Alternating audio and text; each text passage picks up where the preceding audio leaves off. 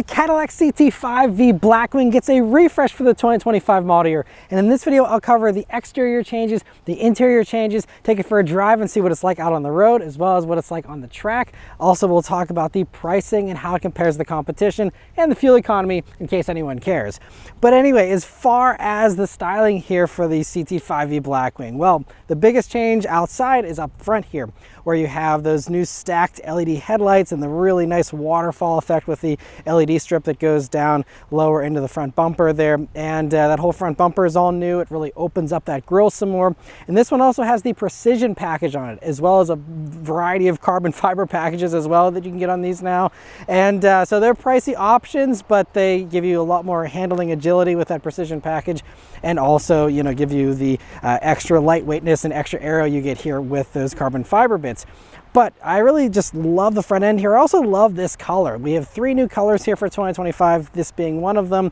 And I am partial to green cars, I will admit, but man, this thing looks really good, especially with the black wheels. But the other new colors are also absolutely beautiful. Cadillac is doing some of the most beautiful colors these days, and I love it. But anyway, so coming down to the sides here, you have some wheels which are, you know, pretty much the same as before, but still look great. I still love how you have this little fender vent here on the Blackwings only. You also now get a Blackwing badge underneath the V badge, and so that, you know, allows you to further differentiate this from the regular Vs, since previously, you know, whenever these first launched, you didn't have that differentiation. So now you have a Blackwing badge on the sides. This one, again, having that carbon fiber kit gives you those really aggressive side skirts here, and then going out to the back there, it's all the same out back, so no changes. I thought it still looked great regardless, so I don't think they really needed to change anything.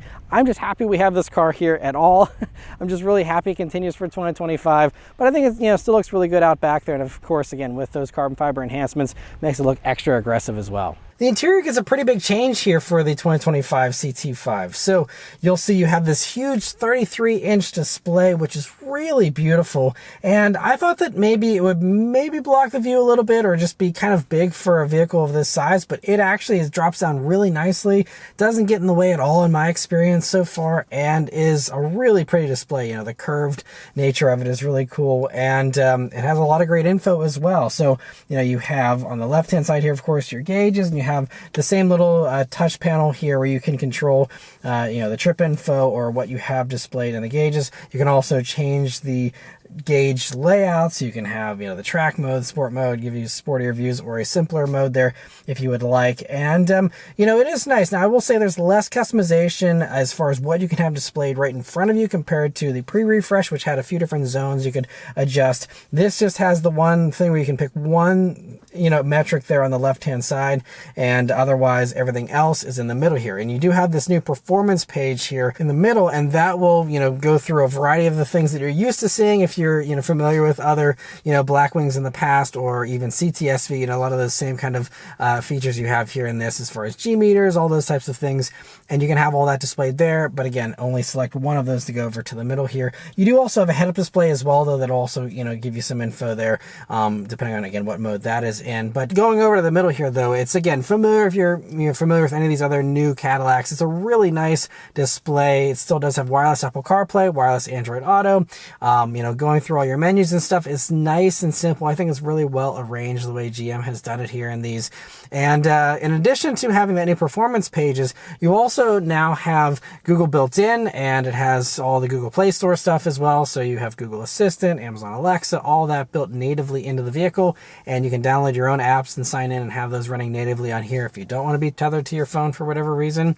So it's nice you have that. The other really big addition here is that the performance data recorder is upgraded to a new generation here with the 2025. So it still is just a 1080p camera and still runs through an SD card, you know, still has like the dash cam capabilities and all of that. But the cool thing now is that it has a bunch of extra functionality. So you can pick what track that you're on. And so now it can do lap analyzing. It has speed tips. There's live data. There's, you know, databases. You can, you know, kind of retain some of that there in the system here, and it'll record all of those data points, and the same data points they record in like Cadillac's race cars. It pulls down all that info here, so you can download that stuff, digest that stuff, but then also really go through it really nicely here, even in the in-car screen. And so really cool. They've upgraded that, and I think that's a feature a lot of people really love, the performance data recorder.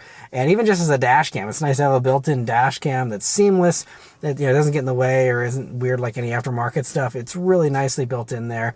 And it's also just great if you want to record a fun drive. You just hit record there right on the screen, and you have an instant recording of that without having to throw up a GoPro or something. And so I really like this whole screen setup. I think it's really, really cool. And I prefer the way they do it compared to some of the other competitors, which are also going screen heavy these days, primarily because you will see as we come down, you have a new HVAC control area with these toggles still that remain, very similar to what you got on the pre-refresh, but great that you have all those physical switches and then also physical buttons beneath that for your heated and cooled seat controls, pulling up 360 cameras, turning off lane keep assist, all those basic things right there. Physical buttons, I love it. You still also have a physical volume knob here. You have also this little controller if you don't want to get fingerprints all over the screen. So then everything else is the same as any other CT5, from the past few years. So that means, still very nice. I love this beefy steering wheel with the V mode here and the serial number for your V at the bottom. And you now have the Super Cruise here, because that is standard on all CT5s now, which is great too. And it's still hooked up to this fantastic 8kg stereo. You still have a really nice sized back seat here, a good size trunk as well, and overall it's still just a very nice interior. Obviously with a vehicle like this, you're paying for the performance primarily, but the interior is also very nice, especially this one decked out with these carbon fiber backed bucket seats, and all the nice trimmings you have here in this one certainly upgrades that feel as well. But all CT5s are a really nice place to be. But let's start up and go for a drive. The Blackwings here always have their key that matches the brake calipers. So you have blue brake calipers here, so we get the blue key, and just typical Cadillac key otherwise, and still a really nice key, and but always cool to have that extra bit of color there. But of course it is keyless access, keyless entry, and push button start. So you just leave the key in your pocket, hit the engine start button, and it roars to life. All right, so we're gonna start right off with an acceleration. So let's turn down onto this back road here and see how it accelerates. Here we go. All right, wow. Woo! There we go. There's the good old Blackwing that I know and love. Oh man, this thing is magical. Love it. Oh man, it is good to be back. So as far as the Blackwing power here, it's of course the 6.2 liter supercharged V8 engine, does 668 horsepower, 659 pound-feet of torque. Mechanically it's all the same, and that's a-okay with me. Totally fine. I'm just happy again. We still have a supercharged V8 under the hood of this thing in these days that we're living in, of everything downsizing and electrifying. We still have this. So good. And as you can obviously see, I'm in the 10-speed automatic version. The other awesome thing is you still can get these with the 6-speed manual, which would be my vote, but I will say that it is more intense for sure with the 10-speed, with the closer ratios, and just this transmission being really, really good, especially when you leave it in its automatic mode. In this mode, I mean, even I'm in sport mode, but I'm just kind of cruising here. It's now out of that performance shifting mode, and just stomping on it though, it's right there. It is right there. No complaints whatsoever with that. But when you do go into the manual mode here, that is where it's a little slow. Like you can see the delay there. Like it's a little slow. It's totally fine though, because again, in this vehicle, if you want to shift yourself, get the manual. Otherwise, leave it in automatic, let it do its own thing. It's going to be better that way anyway. And it is it is so much fun. So much fun. And especially, all the competitors these days are all-wheel drive. And so this is the last rear-wheel drive holdout. Yes, some of them have rear-wheel drive modes, but they're not pure rear-wheel drivers, in regular driving modes. And So, I mean, you know, I think that this thing almost has no peers. There is really no real competitor, because the others are going to, you know, handle things in a much more safe way. This car requires you to actually drive it and manage the back end. Even though you have these, you know, great 305 wide Michelin Pilot Sport 4S tires, you know, lots of tire back there. We have the ELSD putting down the power as best as it possibly can, but it's just a lot of power going to just the rear, and that's the way it should be. That's the fun, you know, driver's car, the engagement, the real engagement that people want.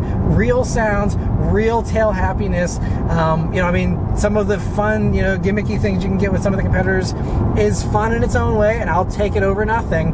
But, you know, the authentic, true grit of this thing is, I think, what makes it so satisfying to everyone that drives one of these things. And so we are coming up to some nice twisty roads, nothing too tight here, but some nice twisty bits here to, you know, push this a little bit more. And you know, the other thing that's great about these, the real big selling point, especially these days with these, you know, bloated plug-in hybrids that are, you know, so heavy, this thing barely weighs over 4,000 pounds still. It's like 4,123 pounds, I believe. I mean, as far as the difference, like compared to the new M5, this is 1,250 odd pounds lighter. And so in the past, you know, the M5 was already a little bit heavier, but now, like, it is a stark difference of, you know, do you want some rolling computer that's very impressive? And, you know, I'm sure it's more power now too with those new M5s and all that. I've not driven one, so I can't compare, but you know, it's just, it could be a whole different kind of driving experience compared to how just lean this vehicle is these days with a giant V8 under that. It's lean. It's the lean one of the bunch. It's hilarious to say, but that's the truth. And so it's just a really cool experience. It's so fun. Otherwise, you know, all the other usual stuff remains here. We do have magnetic ride control 4.0 with the adaptive dampers there to smooth things out. It does a really good job because, you know, they're able to avoid giant wheels. We only have 19s here on this.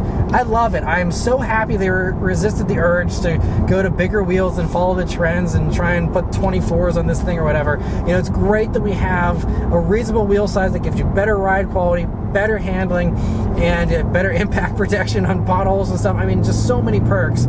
And I mean, big wheels look cool on some of the competitors, but I really love the more pragmatic approach here to this, and they still look really great, these wheels, for sure.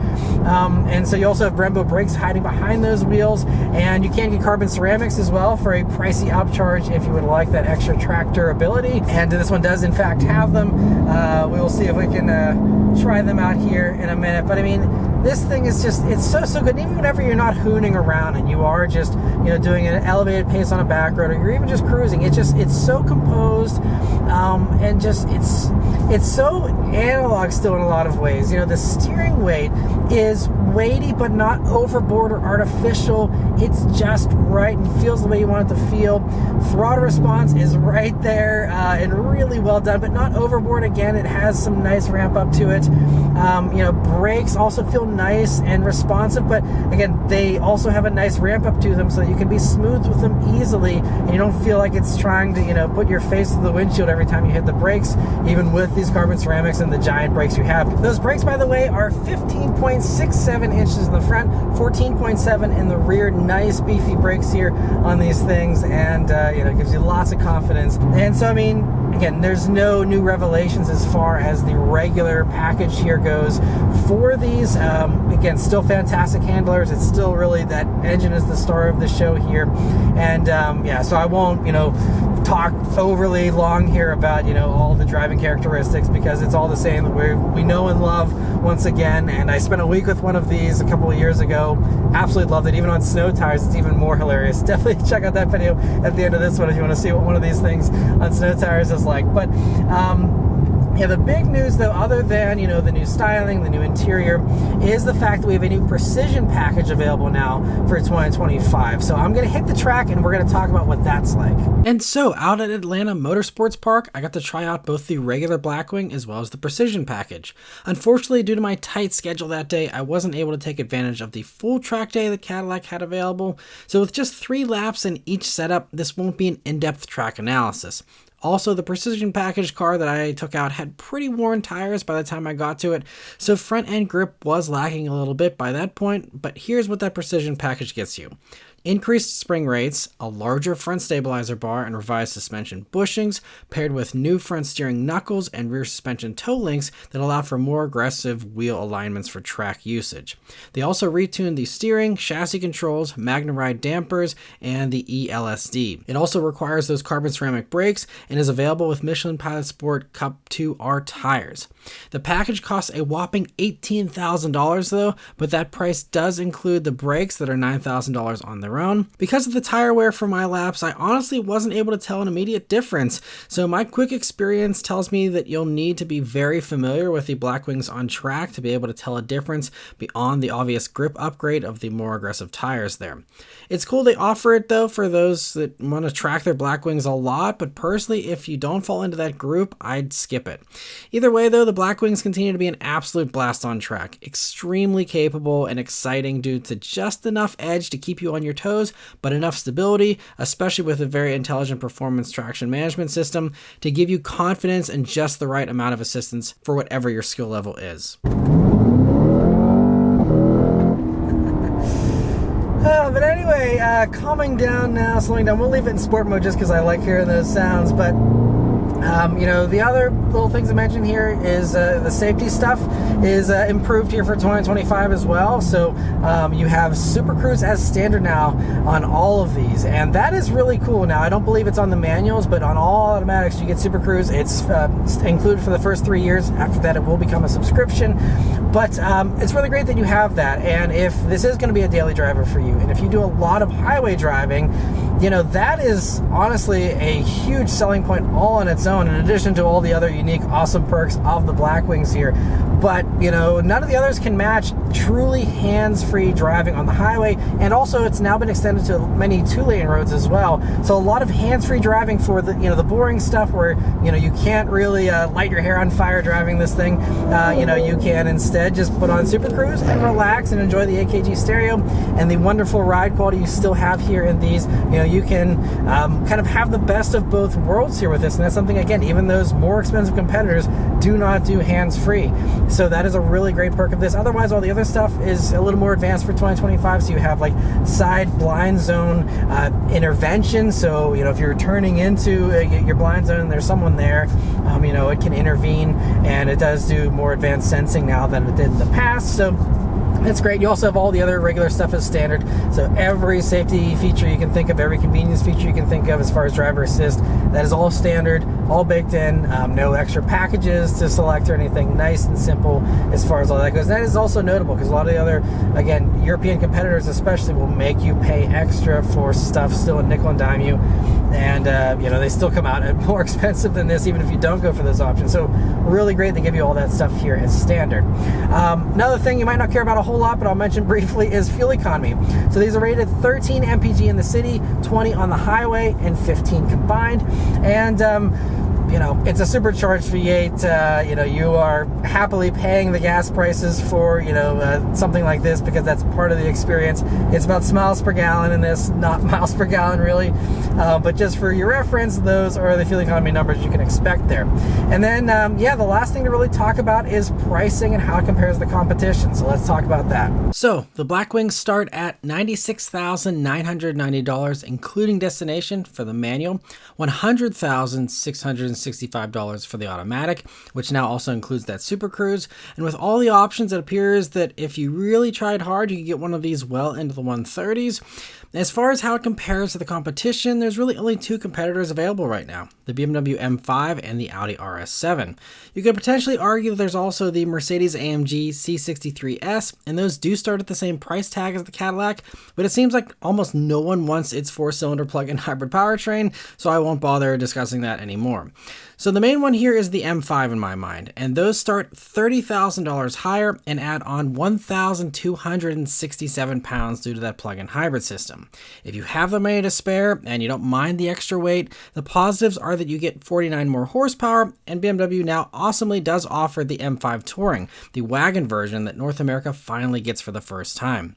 Again, I haven't driven it to compare, but I really think they appeal to different buyers these days, with the Blackwing being the choice for the purist in a way, with the much lighter weight and the simpler powertrain. And then the Audi RS7 is the other competitor, and I did actually spend a week with one of those this past summer, and they're a lot of fun as well, but there you're down about 50 horsepower from the Cadillac, and they are heavier. So while they're still fantastic in corners, the Blackwing will definitely be the more agile one. But if you need all-wheel drive or more luxury than the Cadillac offers, the Audi delivers in those two areas for sure, but it comes at a cost, starting at about $134,000 just to get all the same standard equipment that Cadillac gives you as standard. And it can go up quickly from there as well, of course, for the Audi. So because the Blackwing costs less, offers a manual and a supercharged V8, two things no one else can these days, and is executed so well, my pick would be the Cadillac easily. Adding in these sharp new looks and the more modern interior only sweeten the deal and make what was already an amazing car just a little bit better. One last acceleration here. I love the wiggle from the back end every time. This thing. Oh yeah, it's so good. I will never get tired of this car. It is fantastic. It's worth every penny of its price tag. It definitely deserves all the accolades it gets. This thing is just, I think my favorite Cadillac they've ever made. It is. I've said that I think in the past.